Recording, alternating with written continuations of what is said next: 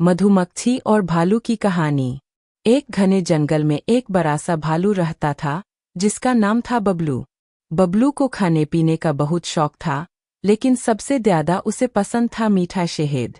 उसके पास खाने की कभी कमी नहीं रहती, फिर भी वह हमेशा और ज्यादा खाने की सोचता रहता।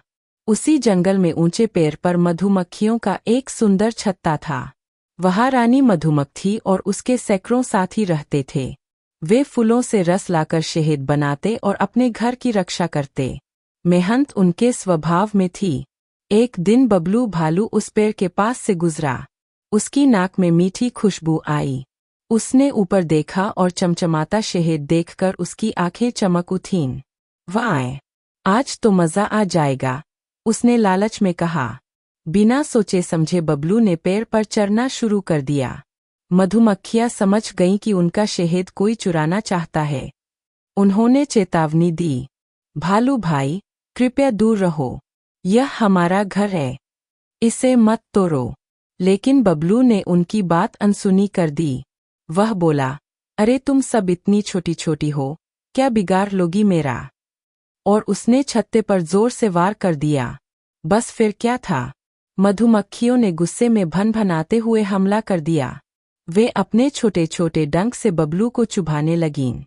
आए, ओए, छोड़ो मुझे। बबलू इधर उधर भागने लगा। टहनियां टूटने लगीं, पत्ते झड़ने लगे। आखिर वह भागकर एक झाड़ी में छिप गया। काफी देर बाद मधुमक्खियां अपने घर लौट गईं। बबलू दर्द से कराह रहा था। उसे अपनी गलती का एहसास हुआ। अगर मैंने लालच नहीं किया होता और उनकी बात मान ली होती, तो यह हालत नहीं होती, वह पछताते हुए बोला। अगले दिन बबलू बहुत धीरे धीरे चलकर फिर उसी पेड़ के पास गया। मधुमक्खियां उसे देखकर चौकन्नी हो गईं। बबलू ने हाथ जोड़कर कहा, मित्रों, मैंने कल जो किया वह गलत था, मुझे माफ कर दो। मैं अब तुम्हारा शहद कभी चोरी नहीं करूंगा। अगर कभी तुम्हें किसी मदद की जरूरत पड़े, तो मैं हमेशा तैयार रहूंगा। रानी मधुमक्खी ने सलाह-मशविरा किया और बोली, ठीक है भालू भाई, हम माफ करते हैं। मेहनत से जो कमाते हैं, उसका सम्मान सबको करना चाहिए।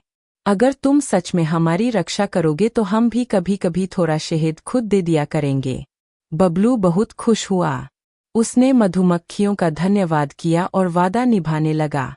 जंगल में जब भी कोई शिकारी आता या कोई उनके छत्ते के पास शरारत करता, तो बबलू उन्हें भगा देता। धीरे धीरे बबलू और मधुमक्खियों के बीच गहरी दोस्ती हो गई। अब मधुमक्खियां जब भी नया शहद बनाती, बबलू को थोड़ा सा प्यार से दे देती। और बबलू कभी लालच नहीं करता था, जितना मिलता उतने में खुश रहता। कहानी का संदेश, मोरल ऑफ द स्टोरी, लालच हमें मुसीबत में डालता है। दूसरों की मेहनत और अधिकार का सम्मान करना चाहिए। दोस्ती और समझदारी से हर समस्या का हल निकल सकता है।